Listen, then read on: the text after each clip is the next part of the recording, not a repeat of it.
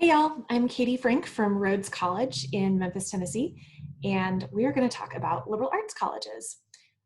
A little bit about what they are, where they came from, what all of that means for you as a prospective student thinking about the kinds of colleges you might want to put on your list going forward.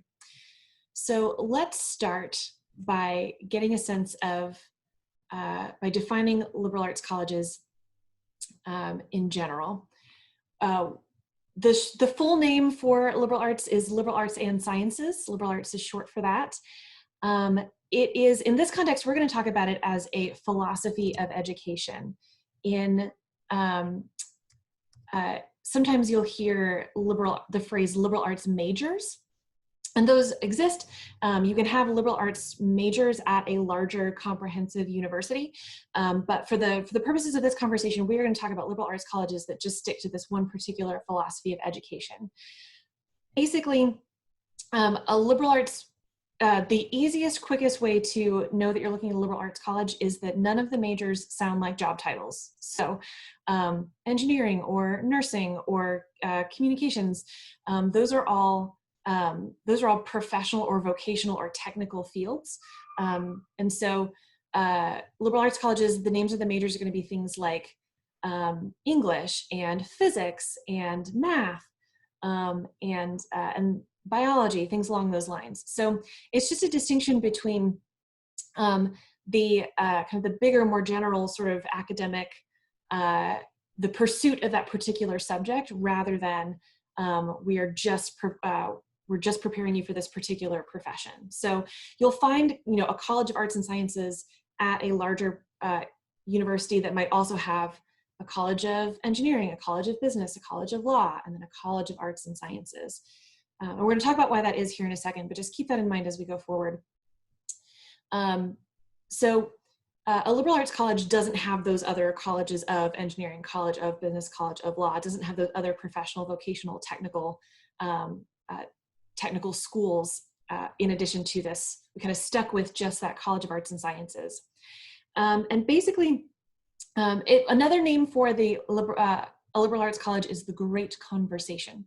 And so the idea here is that you are as you are learning, as you are growing, you are pursuing knowledge in conversation with everyone around you, and through your writing, through your reading, with everyone who came before you and everyone who came after you. So that sense of being in conversation with one another, and that the things that you study are themselves in conversation with each other. That's kind of the big picture that we're looking at here. The goal of a liberal arts education is well-roundedness. We want you to be Renaissance people by the time that you're done. You're going to take a lot of different classes in a lot of different areas and start to see how everything fits together. So it's the Great Conversation. It's basically the underlying philosophy here is that we've divided knowledge into subjects to make them easier to handle, but those subjects, those disciplinary boundaries, are artificial human constructions. Basically, they're not real. We made them up. Knowledge is just knowledge. And so even if you're concentrating on one subject, we think you understand it better if you understand it in conversation with all the other subjects that you're thinking about studying, that you're developing knowledge in those subjects as well. So well-roundedness doesn't just mean trying a bunch of different things. We want you to try a bunch of different things because we want you to start to see how they connect, how they interact, how they overlap, how they intersect. And that kind of perspective at its heart is what a liberal arts education is designed for. That's what it's meant to be doing. So when we talk about that well-roundedness, keep that in mind. We want you to be that well-rounded, kind of connected, big picture perspective, sort of a thinker. And that's why liberal arts is short for liberal arts and sciences. It's that whole big picture kind of approach. So because I'm a liberal arts kid, we have to start with where it came from. We have to start with a little bit of history. In a lot of ways, a liberal arts college is the original college experience. It goes all the way back to the ancient Greeks. This is the education that was invented for democracy. In order to be a full citizen in ancient Greece, that meant if you were going to be a full citizen, that meant that you were the only person who could vote, who could run for office, who could serve as an officer in the military, and who could defend yourself in court. And so in order to do all those things, they thought you needed a very particular skill set in order to do them well and to fulfill your role as a citizen. So the earliest liberal arts education was designed to help you do those things. So first and most important was very strong communication skills. If you're going to be persuading other people to vote the way that you want them to or to vote for you, then you need to know how to speak well, how to communicate well, how to articulate your ideas and your arguments in ways that are accessible and persuasive. So very strong communication skills are absolutely essential to a liberal arts education. They also thought that you needed to be able, if people were trying to persuade you of things, you have to be able to decide whether you should be persuaded by them or not. So very strong critical and analytical thinking skills are absolutely a must. You need to be able to understand other people's arguments and decide for yourself whether you should be swayed by them or not. So very strong critical thinking skills are absolutely essential. And they also thought that you needed to know enough about the world and how it works to be able to make good choices on behalf of everybody else.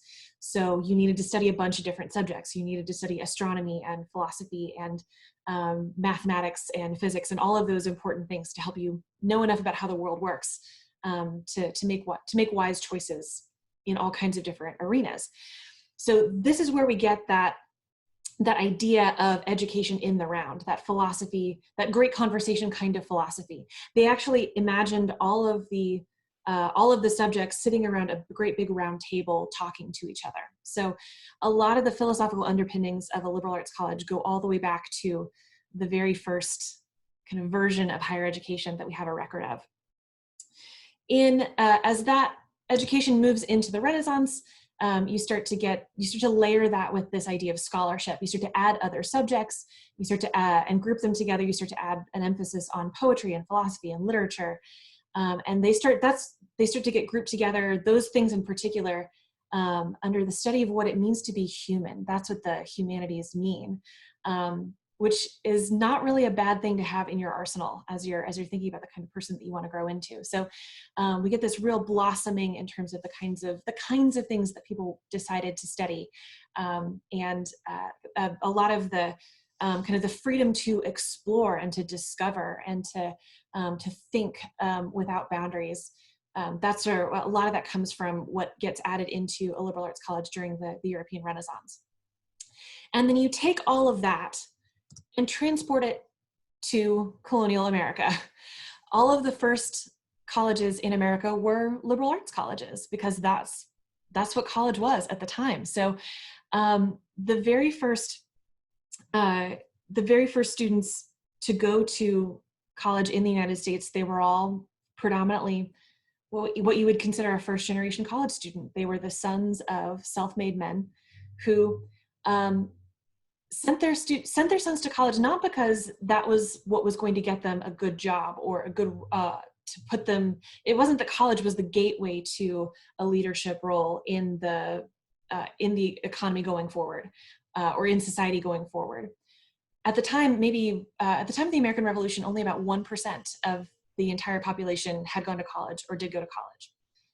So if you didn't need it for that, the way that we think about it now, why would you go? Why would you send your kid to college? And most of the time it was because these were families that understood that by virtue of the position that they already occupied, they knew that their sons were going to be in positions of leadership when they grew up. They were going to be captains of industry. They were going to be running businesses and farms, and they were going to be playing major roles in society going forward. They were going to be these leaders. They were going to be citizens. They were going to have to be leaders. And they wanted them to lead with a sense of context, with a sense of ethics and of morality. They sent them to college explicitly for them to learn how to lead ethically. When you send a kid, when you start to build that sense of context, when you start to learn the history of the world and of when you start to read other thinkers, it gives you this sense that the world has been different before. And it starts to make you think about how it could be different again.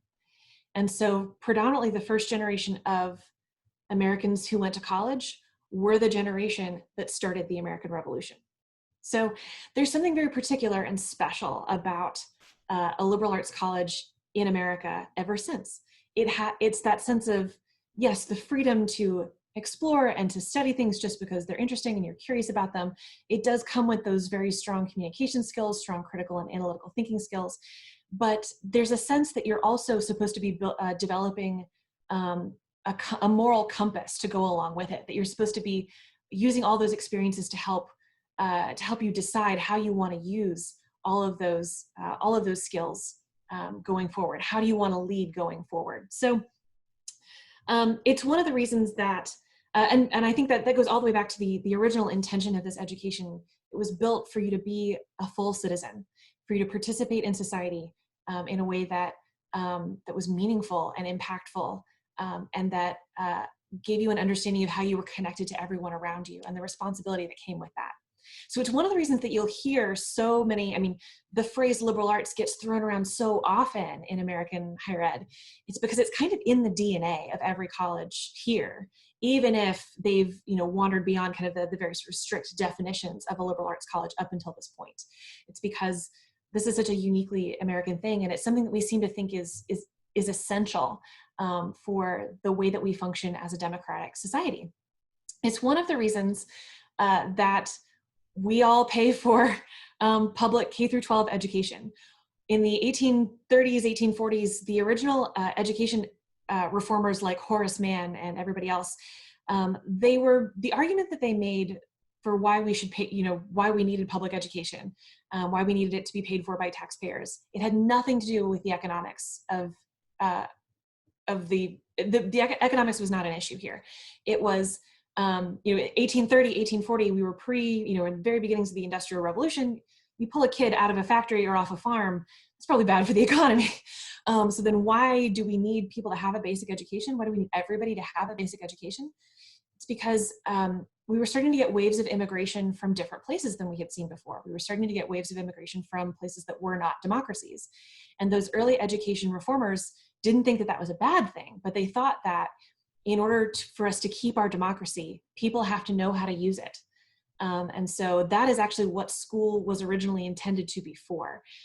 The positive externalities of this being, educated citizens being good for the economy, of an education being good for an individual to navigate that economy and to make the most of it, that is all kind of a side effect of this original purpose, which was to learn how to disagree without injuring one another, to learn how to evaluate and make wise choices going forward. So communication skills and critical thinking, it's meant to be in the water here. So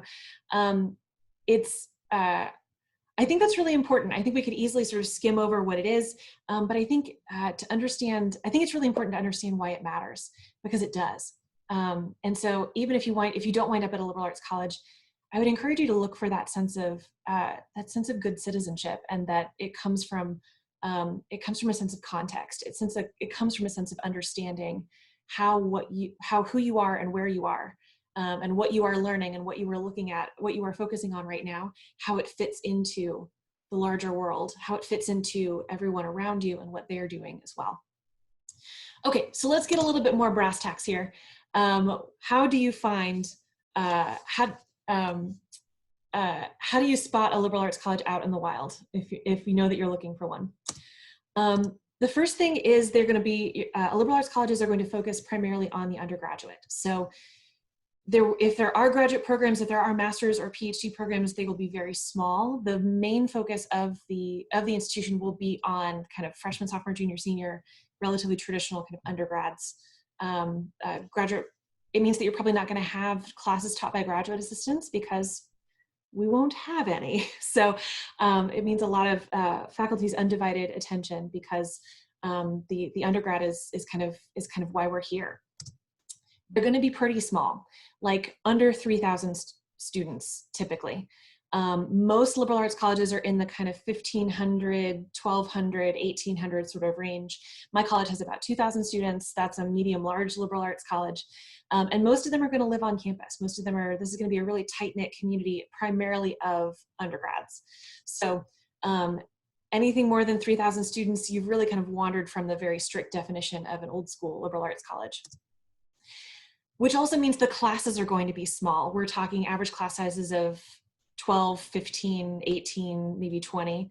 When we say the great conversation, we mean it, and you really can't do that once you start to get above a certain size of class. So very small classes, and classes that are based on, that are really strongly connected to that sense of discussion, to the Socratic method in some cases.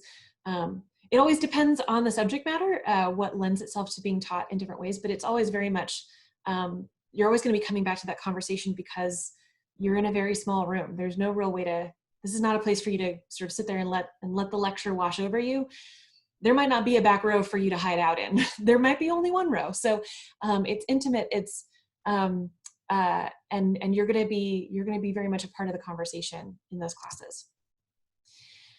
Our goal for you overall is to be developing that well-roundedness. So every liberal arts college is going to have some kind of overarching curriculum that helps you develop that well-roundedness.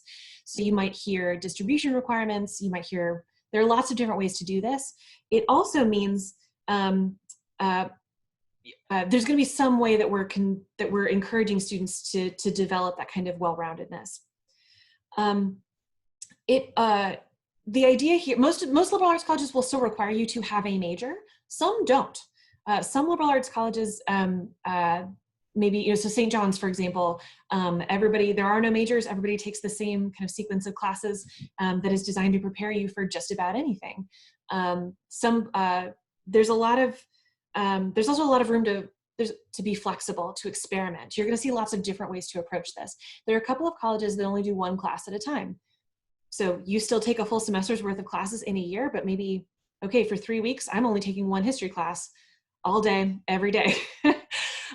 It's just a different way of, it's small enough and it's nimble enough that you can have some of these really interesting curriculum experiments. So if you tend to be the kind of student that maybe, that is looking for kind of a different approach to the way that you want to learn, liberal arts colleges oftentimes have a lot of, there's some really interesting experiments that are happening in a lot of liberal arts colleges because we have the luxury of that.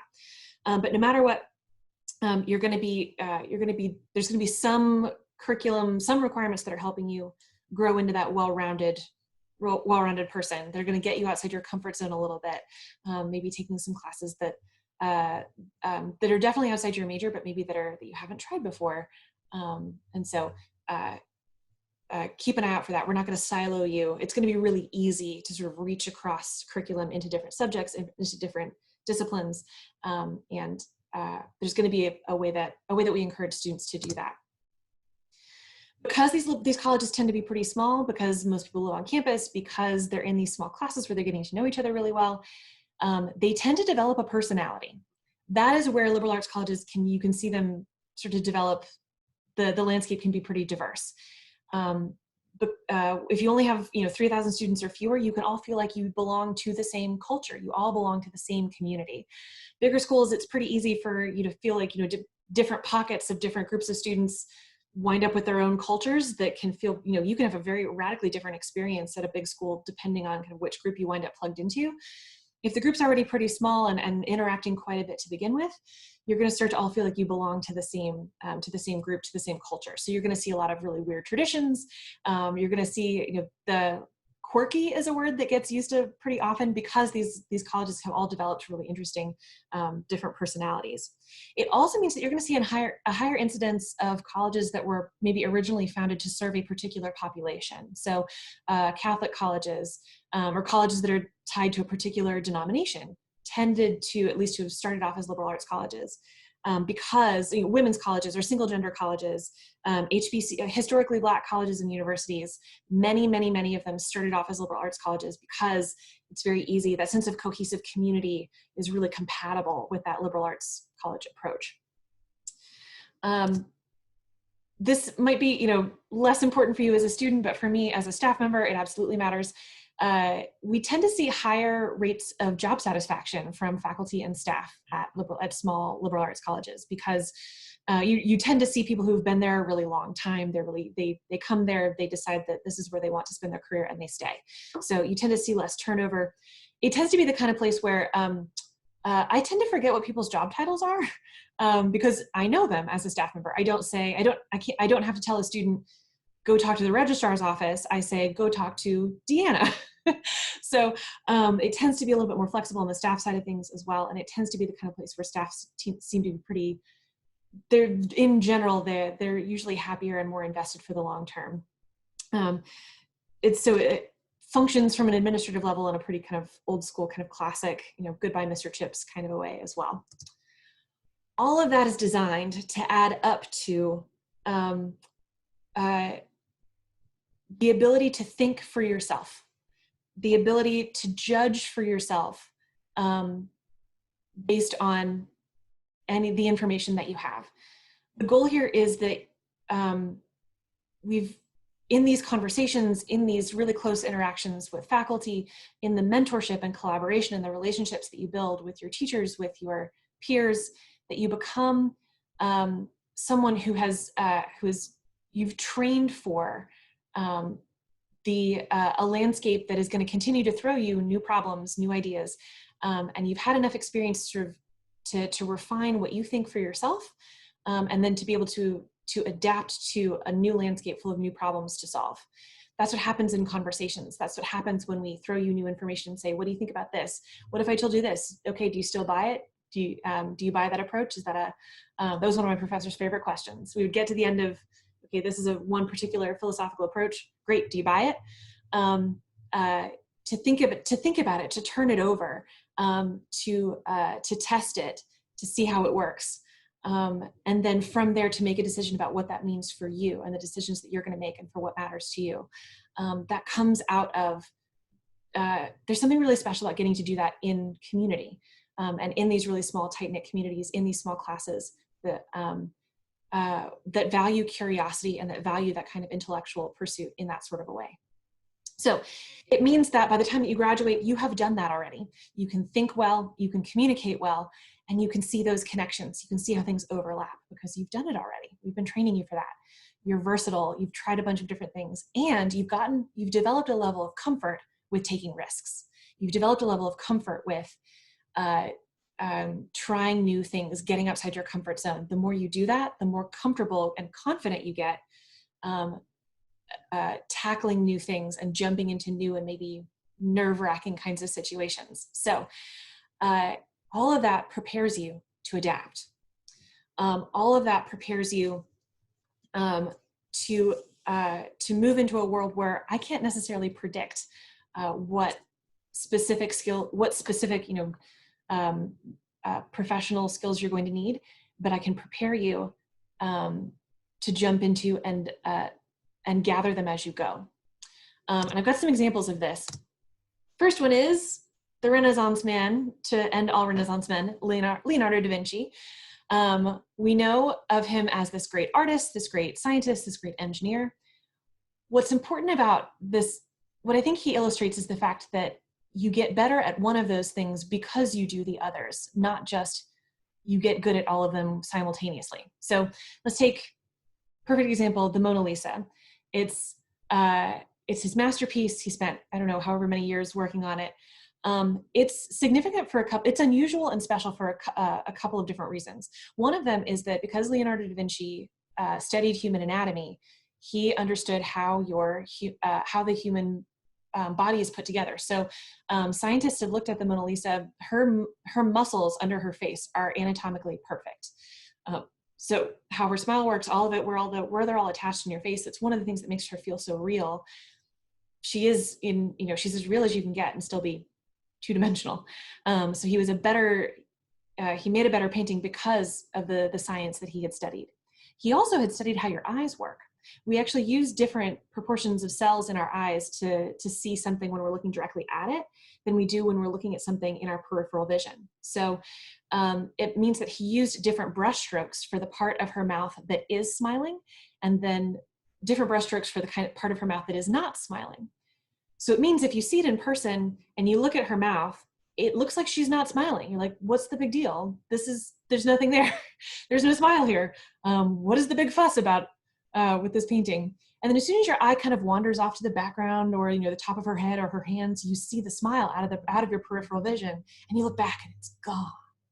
And so one of the things that made this such an innovation, such a big leap forward, was not just that he was also a scientist, it's that because he used what he had learned in science and brought it into his art. He worked at the intersection of those things. Which is also why I love this picture. That's Steve Jobs. That is the other Renaissance man of our time. I did not Photoshop that. He actually gave a presentation that you can find on YouTube where he talked about the intersection of technology and liberal arts. Steve Jobs was an innovator, was at the forefront of all of these revolutions in the way that we interact with technology, not merely because he was a good programmer or a good computer scientist. It's because he also understood how users work. So not just the technology, but the people who would use it. And one of the things he's talking about in this talk is the fact that even after he dropped out of a liberal arts college, you know, that's a big part of the myth, right? He dropped out of college. He dropped out of a liberal arts college. They let him keep coming back to take calligraphy classes and design classes. And so the big, the graphic interface design, the fact that we have different fonts in word processing programs, that's because he himself, he worked at this intersection and understood that you need to bring ideas in from everything you know, from all of these other fields matter just as much as being able to specialize in one particular skill set. When Steve Jobs bought Pixar and designed their new building, he actually put all the bathrooms in the middle of the building originally because he wanted the technology people and the art people to have to physically run into each other and interact. He wanted to replicate this intersection in a physical way in a company, the same way that that interaction existed in him as a person, because that's where creativity lives. It lives at those intersections. That's where innovation comes from, is in those overlaps, those intersections. So important on that front as well. And then I also want to talk about one of my favorite Rhodes alum stories. So indulge me a little bit. That is Lola Robertson. She was a native Memphian, and she had already gone to art school and thought, great, done. Basically in the 1930s, and then just kind of one day she made friends with a Rhodes student. His name was Charles, and she thought he was kind of cute. She thought he was kind of interesting, but realized that he wasn't really going to get serious about anybody if they weren't going to college. So she also decided to go to college and major in what he was majoring in, which was biology. And it's a really cute, she engineers this adorable sort of meet cute for them. And they did fall in love and get married and have this lovely life together. But in the meantime, she also fell in love with biology. And so everywhere they went, she would get a job in a lab. And so that is a picture of her. She worked on the development of the manufacture of penicillin during World War II. Because at the time, the technology did not exist to take photographs of what you could see under a microscope. It had to all be hand drawn. So her work, her skill set, her very specific skill set that comes from this intersection that she had developed, turned out to be exactly what they needed. And I think that's the magic of this underlying kind of well-rounded philosophy. At a liberal arts college, if it is interesting to you, great. That's a good enough reason to do something. You do not need to explain to us any further what it's for. If you're curious about it, cool, good enough. Enjoy, have fun. We'll figure out later what it's for, even if it's just, that's what keeps me sane. I can't predict in the next 5 years or 10 years exactly what the demands of what your job titles will be, what the new world will bring us in terms of what you will need in order to navigate it. So you may as well pursue the things that you're curious about that have these transferable, that means you're going to learn something that you can transfer no matter what. It's also a good idea to be getting some practice with transferring those skills, with saying, you know what, I haven't done that before, but it reminds me of this, and I have done this. So why don't I take what I've learned from this and apply it in this new setting? That is what we mean by training to adapt. And that is what developing into this well-rounded Renaissance person, that's what it does. So, and this is just, I went in because I was an econ major. My first instinct is to go find some data. So that's what I did. We are seeing that the pace of change continues to accelerate. I think that has been brought home to many of us over the last few months in particular. The ability to adapt, to be nimble, to move from one thing to the next is exactly the skill that we need at this point. Very few people start in one job and stay there anymore. So preparing to adapt, we consider this a place to begin rather than the only education you will ever need ever. It's a place to start to learn how to learn for yourself and to learn on your own terms, and in order to grow into whatever it is that that presents itself going forward. But ultimately, so it has really real, tangible, concrete benefits. But I think it's a little bit bigger picture than that. We're not just talking about how a college education connects to a particular salary. We're also talking about there's a lot more value to going to college in general. And so a few years ago, so Gallup and Purdue team up every year and they do a survey of people who graduated 10 and 15 years ago. And they ask them all kinds of things. But one of the big questions they ask is, do you find your work meaningful and satisfying? Do you find your work engaging?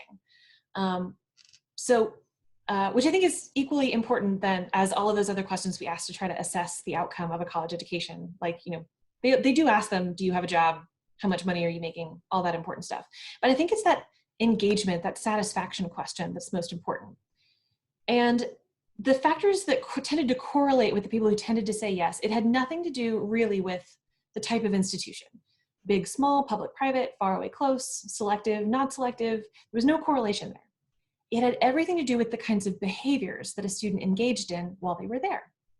So the odds of saying that yes, I am engaged at work, I find my work meaningful and satisfying, were about 2.3 times higher if the respondent said that they had a professor who cared about them as a person, made them excited about learning, and mentored them to pursue their goals and dreams. Those odds were about 2.4 times higher if they had an internship, if they worked on a project that took at least a semester or more to complete, and if they were extremely active in extracurricular activities. And that's getting at some project management stuff. It's getting at taking ownership of your education. It's also getting at the extracurricular thing in particular is getting at, do I feel like I belonged? Do I feel like I had a role to play in the larger community in particular? And it was 2.4 times higher if the respondent agreed with the statement that my college is passionate about the long-term success of its students. And I bring that up because ultimately, when we talk about fit, when we talk about a successful, how we want you to choose a college, this is what we mean. We're talking about an environment that will encourage you to do all these things, to have all of these experiences. So if you take a second to imagine the kind of college environment that will encourage you to engage in those behaviors, that's one of the reasons that people can wind up fitting at so many different kinds of institutions. But I bring it up in this particular presentation because we're talking about what we've just described at a liberal arts college. The classes are small. You're getting a lot of personal attention from faculty. The community is small, and it has a personality where people can feel like they fit, they belong. They have a lot of meaningful things to do. They get to take a lot of ownership of their education. They're getting to follow their curiosity and turn it into real things. What I think is magical about a liberal arts college is we have just described an environment where all of these behaviors are almost inescapable, where you don't have to work all that hard to discover them and to get to do those things that we have the data to show that tend to connect to really long-term satisfaction with their profession, with their role in the world. So keep that in mind as you're thinking about what you do next. Keep that in mind. I would encourage you to keep that in mind as you move into the next step of your college education, as you start to build your list. Liberal arts colleges can be public and private. They can be rural. They can be in cities. They're all over the country. They're all over the world. They all have different personalities and different communities, but they're all going to have those defining features. And they can be a really, really great place for a lot of students who might not have considered them. So if you have any questions going forward, I'm happy to help with that. That's exactly what I'm here for. So that's, so let me get my contact information up on the screen here. There we go. So please feel free to get in touch with any questions, or if you just want to talk about anything any further. That's exactly what I'm here for. Thanks so much.